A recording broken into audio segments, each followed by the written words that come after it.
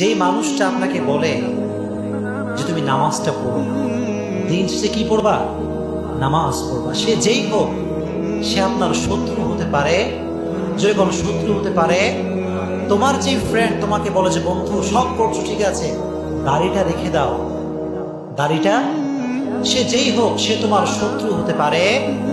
তোমার যে বন্ধু তোমাকে বলে, আমার বন্ধুদেরকে বলছি, যেই বান্ধবী আপনাকে বলে যে তুমি পর্দা করো, এভাবে বেহায়ার মতো চলো না, সে যেই হোক কিন্তু সে আপনার শত্রু হতে পারে। আমি এখান থেকে বলতে চাই এই কথা, যারা বিটিএস এর পক্ষ নিয়ে আলেমদের গালি দিচ্ছেন, আমায় গালি দিচ্ছেন, আমি এতটুকুই বলবো তারা আপনার শত্রু, আমরা আপনার বন্ধু। আমরা আপনার কি? দিন শেষে বন্ধুকে চেনেন, আল মারউ মা মান আহাব্বা, যার সঙ্গে যার ভালোবাসা তার সঙ্গে তার হাসর নাসর। এটা হাদিস, ল্যাঙ্গুয়েজ অফ হাদিস, হাদিসের ভাষাই এটা। আল মারউ মা মান আহাব্বা, যাকে তুমি ভালোবাসবা, in the day of judgement তার সঙ্গে তোমার হাসর নাসর দিবে একজন, তিনি কে? এজন্য দিন শেষে বন্ধুকে চেনেন।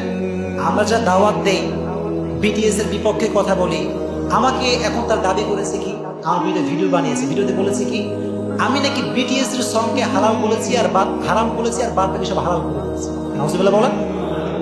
এর বিরুদ্ধে আচ্ছা আমার মুসলিম সবাই সাক্ষী, মিডিয়ার লোকেরা এখানে আছে।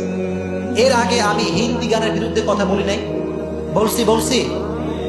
ইভেন আমি যে সমস্ত গানের শিরিক রয়েছে সেগুলো আমি রিসার্চের মাধ্যমে স্পষ্ট বলেছি যে গানের ভিতরে শিরিক আছে। বলি না এটা? কখন আমি এই কথা বলি নাই যে হিন্দি গান হালাল আর বাদ বাকি হারাম? এটা কখনো বলি নাই।